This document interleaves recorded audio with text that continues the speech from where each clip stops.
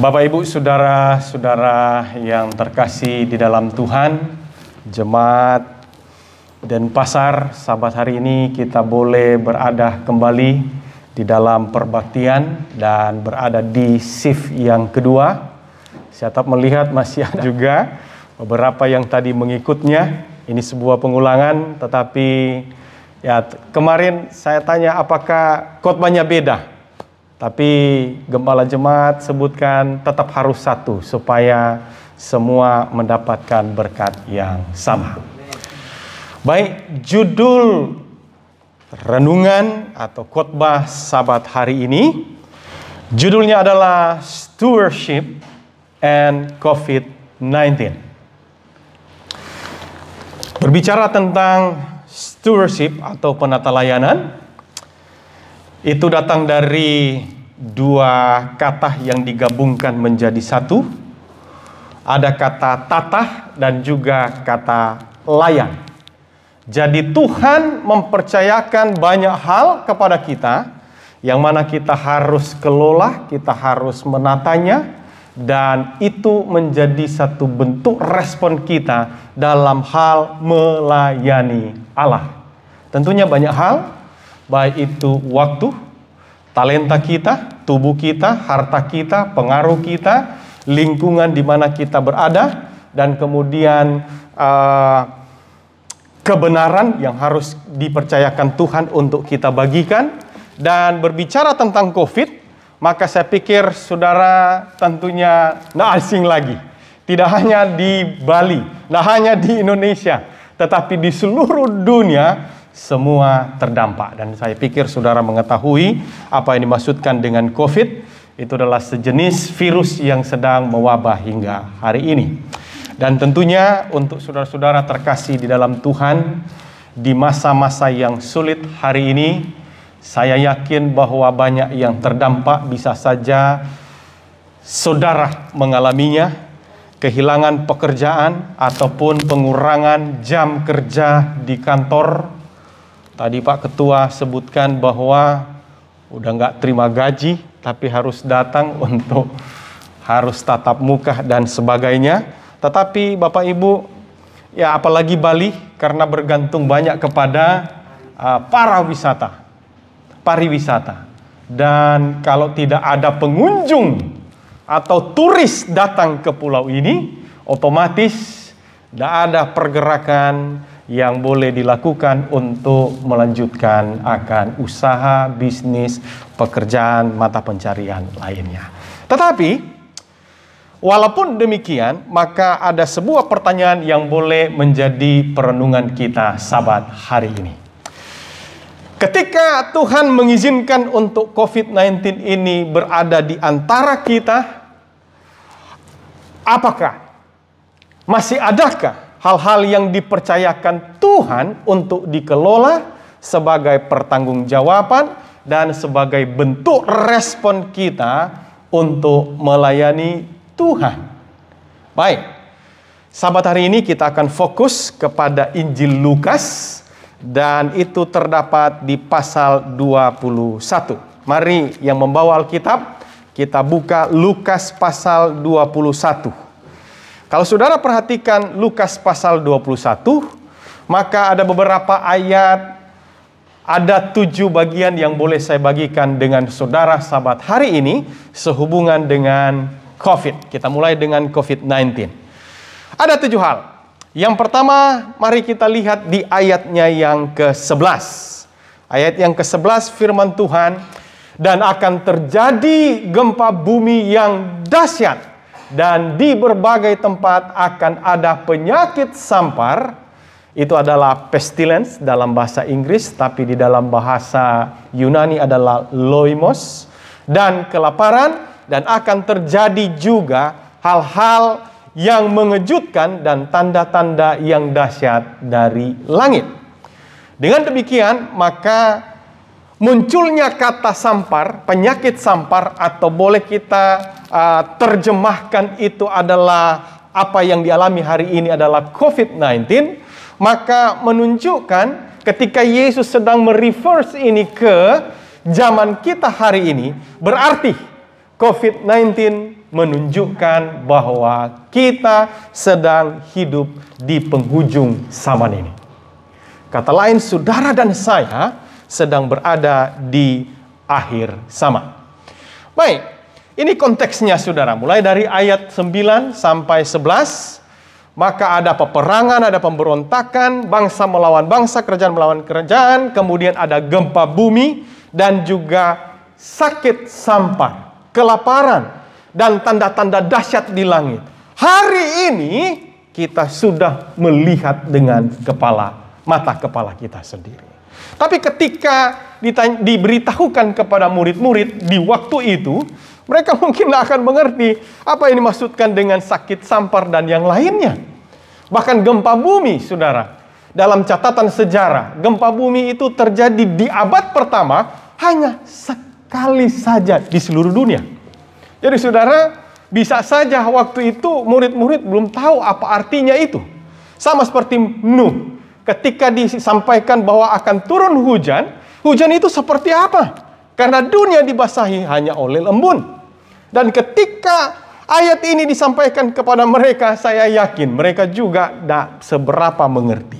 Hari ini, saudara melihat dan mengalaminya. Kita sedang berada di akhir zaman. Jadi poin yang pertama yang terambil dari ayat 11, bahwa COVID-19 menunjukkan akan akhir zaman. Kemudian poin yang kedua yang kita boleh dapatkan di ayat 34, firman Tuhan. Jagalah dirimu, supaya hatimu jangan syarat oleh pesta pora dan kemabukan serta kepentingan-kepentingan duniawi. Dan supaya hari Tuhan jangan dengan tiba-tiba jatuh ke atas dirimu seperti suatu jerat. Kata lain, bahwa Yesus memperingati murid-murid, tetapi lebih khusus untuk kita hari ini, agar kita jaga diri dan menjaga hati kita, agar kita tidak terlibat atau terbabit, terpengaruh oleh pesta pora, kemabukan, dan kepentingan-kepentingan duniawi. Kata lain, bahwa kita perlu untuk mengadakan pertobatan. Poin yang kedua, COVID-19 mendesak kita untuk kita harus segera mengadakan pertobatan. Saya masih ingat untuk postingan media sosial di awal tahun yang lalu ketika COVID-nya ini masih sementara rame. Mungkin belum juga sampai ke Indonesia ya, baru dengar-dengar. Tapi hari ini luar biasa saudara. Di Surabaya, tua-tua jemaat, tokoh-tokoh gereja, dulu rasanya masih jauh COVID itu. Tapi ternyata sudah ada di antara kita. Dan postingan orang waktu itu adalah berbau hal-hal yang rohani. Rasanya Tuhan sudah mau datang. Dan saya juga berdoa saudara, waktu itu, Tuhan kalau memang engkau mau datang, datanglah segera. Pribadi, saya berdoa untuk hal itu. Dan saya tidak tahu untuk sekarang ini, apakah yang menjadi isi dari postingan kita di media sosial. Apakah kita masih menampilkan akan kalimat-kalimat yang rohani, atau karena sudah COVID ini sudah rasa biasa di antara kita, yang penting jaga ada 5-3M ya, aman kita semua. Tetapi saudara ingat bahwa di dalam 2 Petrus, terima kasih untuk koreksinya, 2 Petrus 3 ayat 9 menyebutkan bahwa mengapa Yesus belum datang, dia tidak lalai, tetapi dia mengharapkan agar kesempatan-kesempatan yang masih ada, agar kita boleh berbalik dan bertobat. COVID-19 mengingatkan kita untuk kita harus segera bertobat. Di ayat 11-12 menyebutkan bahwa jika segala sesuatu ini akan hancur secara demikian, betapa suci dan salehnya kamu harus hidup, yaitu kita yang menantikan dan mempercepat akan kedatangan hari Allah. Kemudian ayat 14 menyebutkan agar kita berusaha agar kita kedapatan tak bercacat dan tak bernoda di hadapannya. Kata lain, Tuhan memanggil untuk sesegera mungkin hari ini kita mengadakan pertobatan. Jadi COVID-19 mendesak kita kepada pertobatan. Kemudian yang ketiga, terdapat di dalam ayat 36. Ayat 36 firman Tuhan, jadi titik awal, momen awal untuk kita bertobat, kita harus maintain, kita harus jaga untuk tetap terus memiliki hubungan erat dengan Tuhan. Ayat 36 menyebutkan berjaga-jagalah senantiasa sambil berdoa supaya kamu beroleh kekuatan untuk luput dari semua yang akan terjadi itu. Berapa dari saudara yang suka berdoa? Pasti semua berdoa. Karena makan saja berdoa, ya kan? Datang ke gereja juga berdoa. Tapi tidak hanya sekedar berdoa yang rutinitas. Berdoa yang dimaksudkan di sini, bayangkan sudah, berjaga-jaga sambil berdoa. Seperti apakah berjaga-jaga yang diajak oleh Yesus? Saudara, kalau berjaga-jaga berarti ada sesuatu yang harus aware saudara di setiap waktu. Dan di saat yang sama, saudara berdoa. Ini bukan doa makan, ini bukan doa bepergian, doa yang menjadi pergumulan hidup saudara. Saya tahu ini masa sulit, di masa pandemi. Tetapi berdoa adalah, doa yang dimaksud adalah membina hubungan dengan Tuhan. Karena dari sana kita akan memperoleh kekuatan. Kalau saudara tidak rajin berdoa, maka tentunya untuk COVID-19 aja mungkin sudah kelabakan. Ini apa? Orang yang tidak punya iman dan bergantung sungguh-sungguh kepada Tuhan, maka bawaannya akan stres terus saudara. Galau. Hari ini semua terdampak. Tetapi mengapa saudara dan saya masih bertahan dan ada di gereja? Puji Tuhan. Karena kita memiliki iman, pengharapan dalam Tuhan. Dan doa-doa yang kita naikkan menunjukkan bahwa kita bergantung sungguh-sungguh kepada Tuhan. Dan itu adalah kekuatan untuk menghadapinya, dan supaya kamu bertahan berdiri di hadapan Anak Manusia. Hanya orang-orang yang suci hatinya yang bisa bertahan berada di hadapan Allah.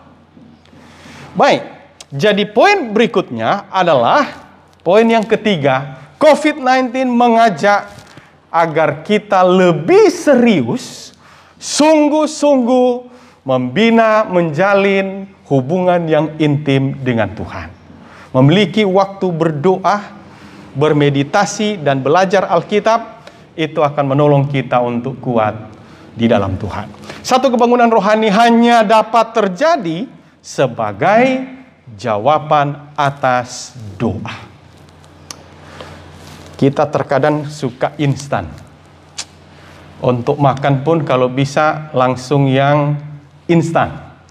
Ada mie instan ya, ke drive-thru, cepat saji. Kita ini sukanya instan. Tapi saudaraku, untuk kebangunan rohani tidak ada yang instan. Itu hanya bisa terjadi saat mana saudara menggumuli hidup saudara, mau meninggalkan dosa melalui kuasa Allah, dan itu dimohon melalui doa-doa kita. Kemudian, dan kebangunan rohani akan boleh terjadi, dan pelaksanaan dari banyak pekerjaan ajaib di akhir zaman dapat terjawab melalui kebangunan rohani atas pekerjaan Roh Kudus di dalam hidup kita. Tadi saya sampaikan bahwa janin yang ada dalam kandungan terhubung dengan sang ibu melalui tali pusar, dan selama dia terhubung maka kehidupan itu tetap ada. Dan bagaimana bayi janin ini bisa sehat, bisa kuat, itu hanya dengan tali pusar itu menyuplai nutrisi-nutrisi yang dimakan oleh sang ibu dan itu dialirkan melalui itu. Jadi kata lain bahwa doa itu diibaratkan dengan tali pusar dan firman Tuhan itu melalui gizi yang disalurkan melaluinya. Kata lain ini satu paket, saudara. Kita mau juga instan pergi kerja, kita lupa untuk belajar Alkitab, ya.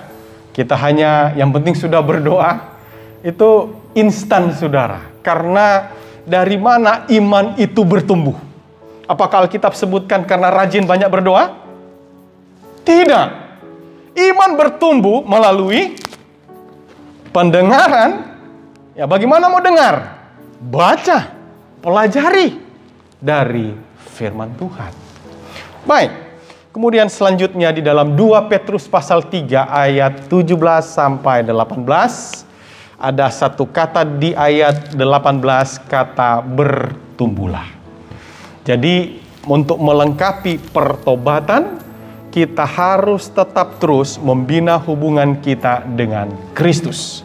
Kemudian Ellen White menyebutkan, jikalau engkau tidak berusaha mencapai suatu keadaan yang lebih tinggi, lebih suci dalam pengalaman kerohanianmu, engkau tidak akan bersedia untuk kedatangan Tuhan.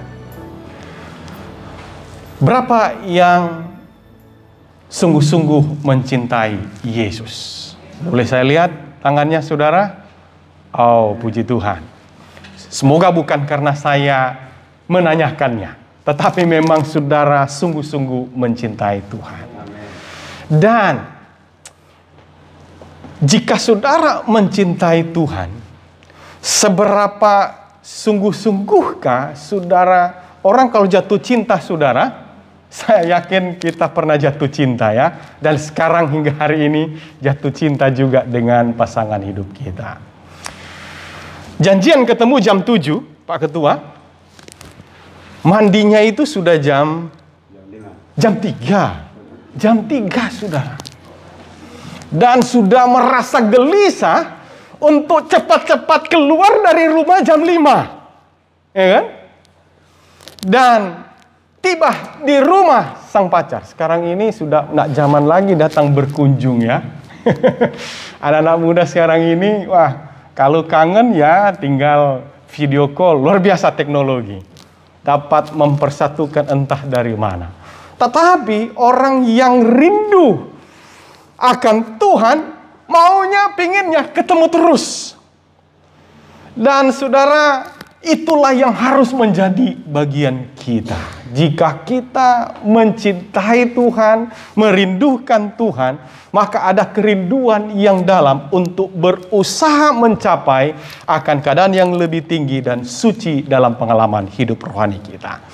Jadi poin yang ketiga, COVID-19 membangun ajakan kepada kita untuk membangun kehidupan rohani yang benar-benar nyata dalam hidup kita. Kemudian poin yang keempat, terambil dari ayatnya yang ke-13, firman Tuhan, hal itu akan menjadi kesempatan bagimu untuk bersaksi.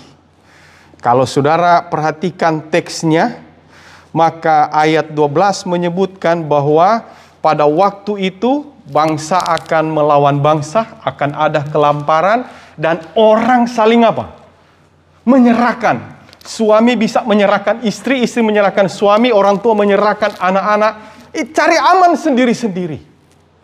Tetapi Yesus katakan bahwa di ayat 3, tetapi sebelum semuanya itu, hal itu akan menjadi kesempatan bagimu untuk bersaksi. Poin yang keempat, COVID-19 mengingatkan kita kembali akan panggilan dan juga misi kita. Kita telah dipanggil dari kegelapan dan kita dipanggil untuk apa? Memberitakan kabar Injil terang kepada dunia. Baik, kemudian dalam 1 Korintus pasal 9 ayat 16. Dalam hal misi panggilan Kristus yang diembankan kepada kita, Paulus bersaksi bahwa sebab itu adalah keharusan bagiku. Karena jika aku memberitakan Injil, aku tidak mempunyai alasan untuk memegahkan diri. Sebab itu adalah keharusan bagiku, dan celakalah aku jika aku tidak memberitakan Injil. Saya tidak tahu apa yang ada dalam pikiran saudara. Hari-hari seperti ini lebih aman, nyaman, selamat ada di rumah. Betul ya? Nggak boleh keluar-keluar. Boleh keluar kalau memang mendesak, tetapi dengan protokoler yang ketat.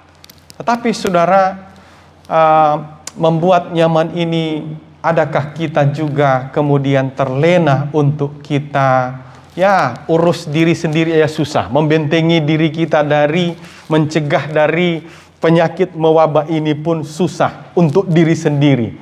Adakah saya harus terbebani dengan jiwa-jiwa yang lain untuk menginjil? Menginjil ini kontak, nak mungkin saudara, saudara boleh share untuk ayat-ayat, kemudian melalui media sosial. Tetapi seberapa jauh dampak yang boleh diberikan?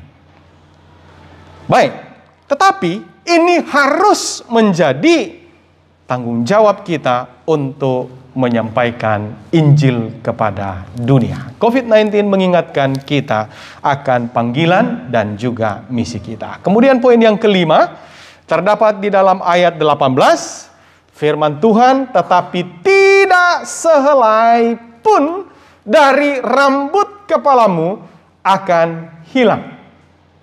Walaupun kenyataan saya banyak yang hilang. Punya saya ya. Tapi saudara, satu rambut dari saudara. Saya nak tahu apakah ada manusia yang pernah menghitung berapa banyak helai rambutnya. Saya pikir mungkin belum ada orang yang terkesan gila untuk melakukan akan tindakan ini. Tapi saudaraku, satu saja jatuh. Saudara tahu mengapa rambut itu jatuh? Apa salah sampo? Salah merek sampo? Atau apa saudara? Ada penyebabnya saudara. Mengapa dia jatuh? Mengapa dia rontok? Ya tentunya kita tahu.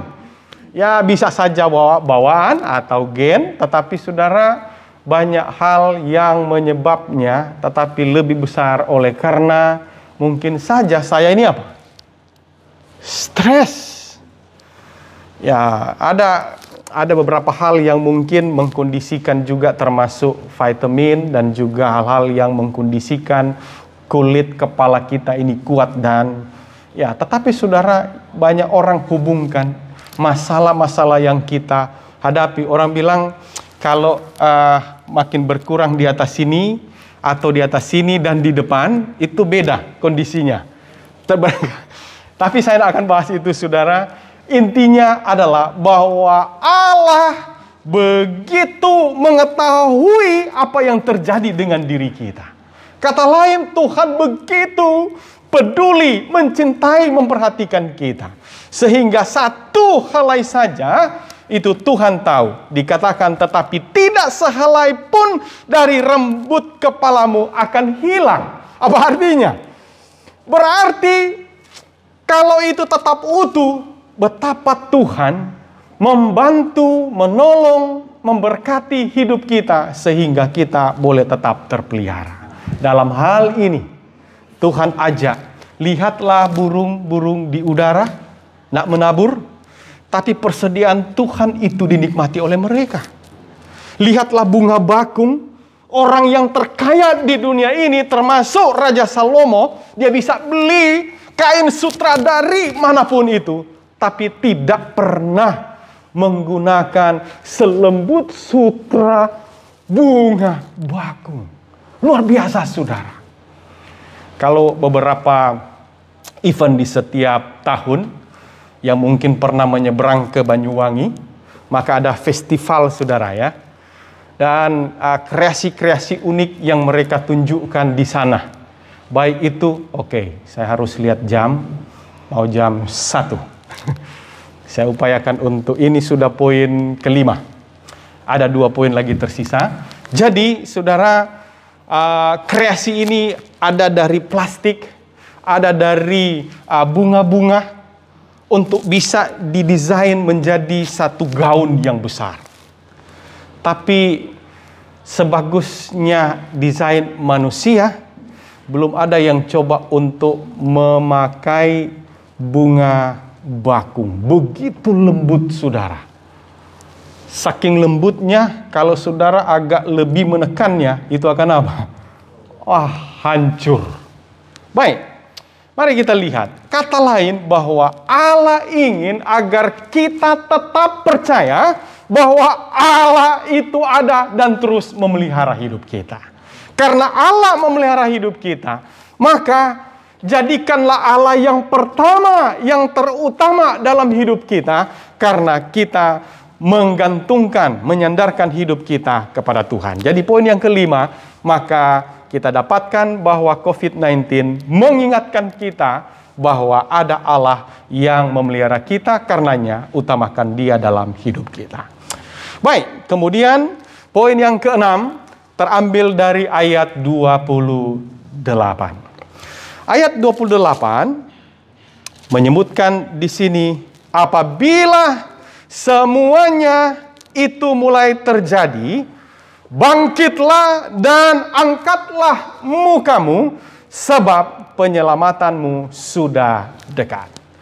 Kata sudah dekat, anak kalimat sudah dekat, menarik bahwa di masa sekarang ini, saudaraku, di era atau di masa pandemi, Yesus tidak lama lagi akan datang.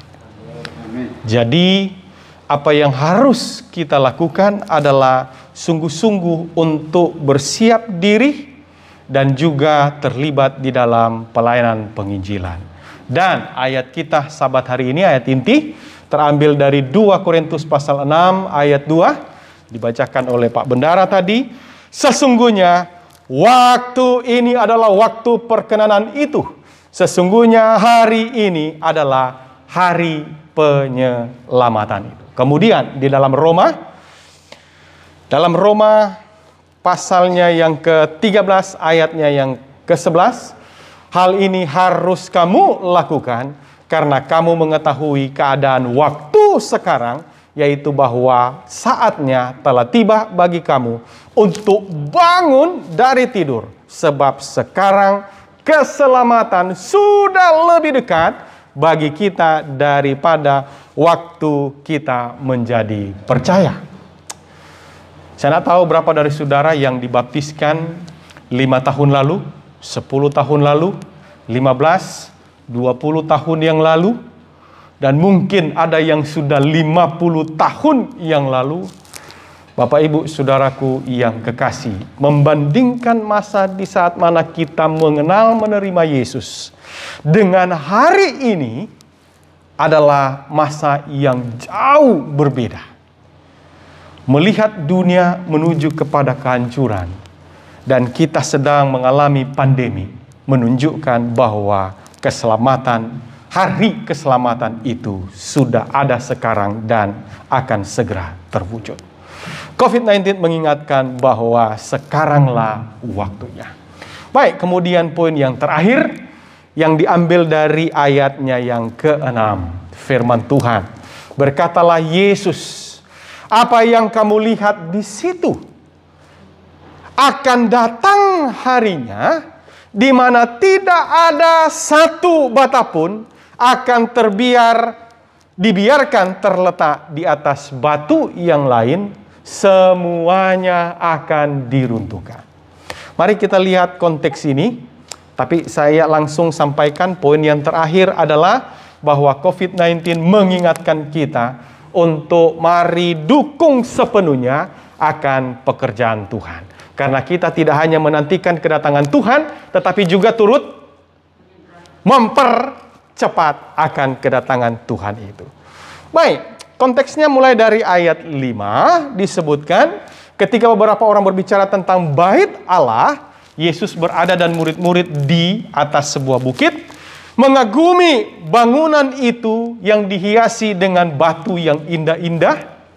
dan dengan berbagai-bagai barang persembahan. Kemudian berkatalah Yesus, apa yang kamu lihat di situ akan datang harinya di mana tidak ada satupun batu yang akan saling menumpuk dan semuanya itu akan diruntuhkan. Dan ayat 7. Dan murid-murid bertanya kepada Yesus, katanya, Guru, bila manakah itu akan terjadi? Dan apakah tandanya kalau itu akan segera terjadi? Demikianlah ini yang menjadi konteksnya. Kemudian Yesus memaparkan akan hal-hal yang akan terjadi mulai ayat 7 ya, dan sampai akhir dari pasal ini. Itu adalah merupakan satu kesatuan dalam Yesus menjawab pertanyaan dari murid-murid. Saya mau antar saudara bahwa ketika mereka melihat bait suci yang ada di bawah, itu adalah kebanggaan orang Israel. Karena dari 3 bangunan mewah bait suci, Salomo, Zerubabel, Herodeslah yang mengalami banyak perubahan dan lebih besar, lebih megah, dan itu menjadi kebanggaan jati diri bangsa itu. Tetapi Yesus katakan bahwa bangunan itu sebentar lagi akan apa? Runtuh. Dan tahukah saudara, ayat ini, konteks ini terambil di saat mana mereka baru selesai ikut ibadah dan kemudian mereka menuju ke atas satu bukit. Apa yang terjadi ketika mereka berada di dalam ibadah itu? Saya pikir kita semua tahu konteksnya di ayat 1 sampai ayat 4. Di sini kita mengetahui bahwa ada seorang perempuan janda yang memberikan persembahan di bait suci. Persembahannya itu hanya 2 peser, saudara. Kalau menurut Injil Markus, itu sama dengan 1 duit. Dan kalau mau cari tahu 1 duit, di dalam Matius pasal 20 menyebutkan bahwa upah harian hari itu adalah 1 dinar. Kira-kira berapa jumlah duit untuk bisa dikomparkan dengan 1 dinar? Saya menemukan bahwa 1 dinar sama dengan 66 duit. Upah harian adalah 1 dinar. Tapi yang dibawa oleh janda miskin untuk menopang pekerjaan Tuhan di Ka'bah adalah 1 duit. Semoga sudah ada bingung ya. 1 dinar, 1 duit. Jadi 1 dinar sama dengan 66 duit. Baik, 1 duit ini sama dengan 2 peser. Kalau upah harian di Bali ini berapa satu hari? 150. Boleh hitung di handphone saudara? Kira-kira 150.000 ini dibagi 66 untuk kita boleh temukan nilai dari duit itu. Kira-kira berapa, saudara? 150 dibagi 66. 2.200. Kita mau kasih naik atau kasih turun saja? Kita anggap 2.500. Jadi nilai dari 2 peser itu untuk hari ini dengan upah harian, maka kita akan dapatkan itu hanya 2.500. Besar atau kecil, saudara?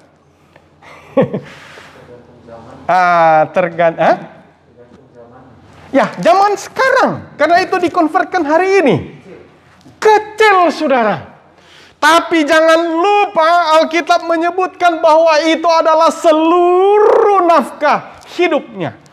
Tahu nafkah? Nafkah adalah untuk membiayai hidupnya. Kata lain, seluruh uang yang dia miliki adalah 2.500.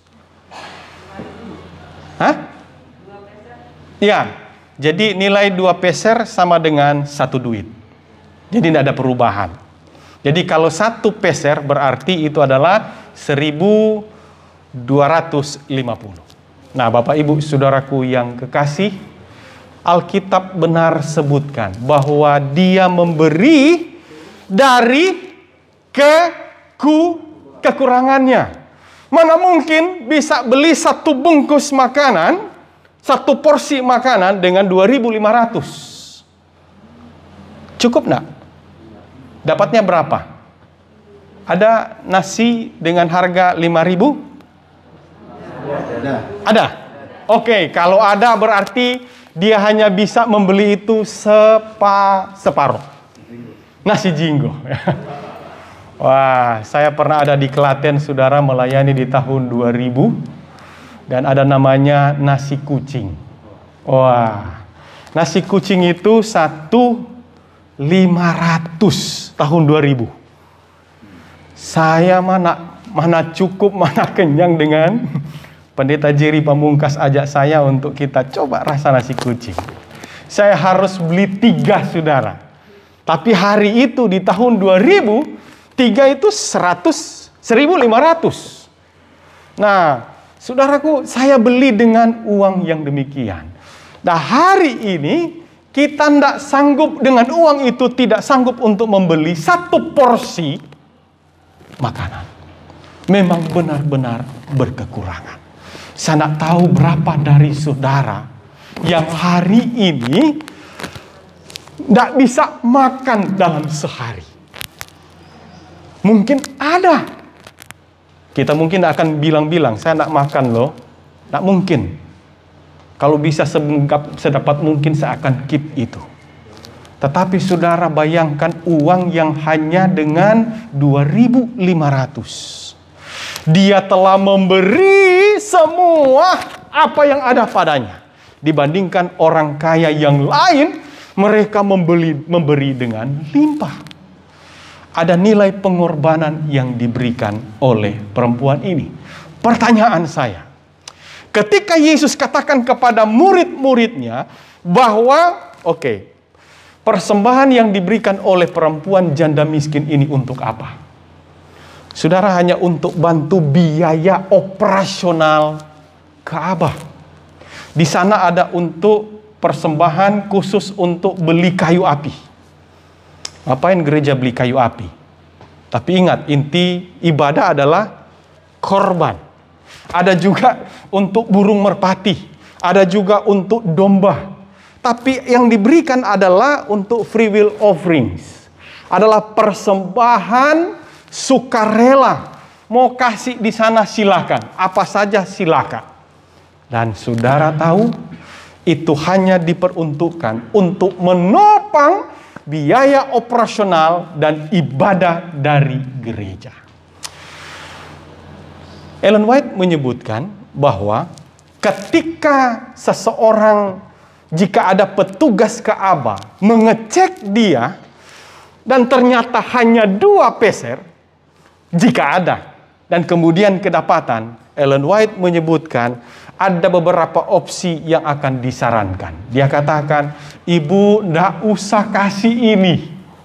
Karena ini apalah arti ketika jutaan itu datang dari orang-orang kaya, tapi ini ditambah dengan hanya 2.500. Apalah artinya? Kan ada arti. Jadi dia bilang, pakailah itu sendiri untuk kebutuhanmu. Dan kemudian dia katakan bahwa jaga keep, ya, nggak usah dikasih, pakailah untuk kebutuhanmu. Dan saudara akan dapati, saya pernah berkhotbah di sini pada waktu-waktu Vesper, mengapa dia memberi itu, oleh karena waktu pagi hari tentunya yang dia butuhkan adalah apa? Makan sebelum datang gereja. Berarti ketika Alkitab sebutkan itu adalah seluruh uang yang dia miliki, berarti dia melewatkan makan paginya supaya dia boleh memberi itu kepada Tuhan.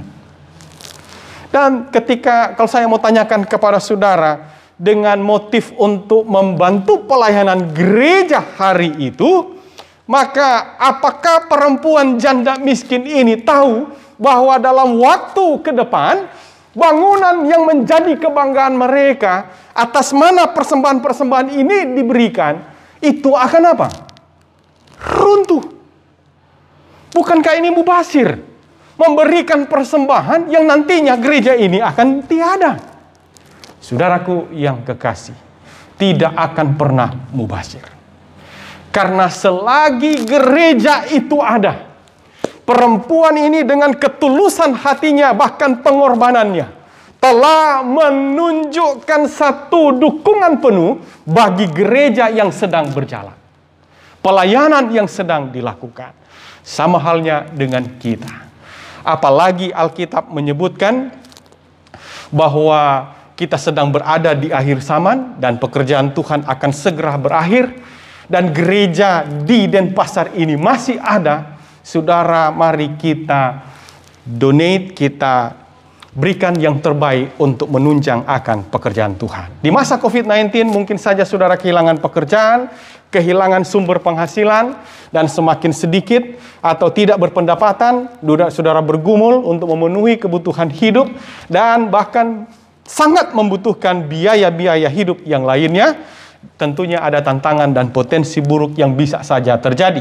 Seperti melalaikan kewajiban kita kepada Tuhan, menurunkan komitmen dan kontribusi dukungan kita bagi pekerjaan Tuhan, dan tidak lagi mengembalikan persepuluhan milik Allah, dan atau mungkin menahan, memberikan hanya sebagian, tidak lagi membawa atau menaruh separuh, hanya memberi separuh, memberikan persembahan. Tapi Ellen White menyebutkan di sini, ini kutipan terakhir sebelum saya tutup, betapa berubahnya keadaan kita dewasa ini.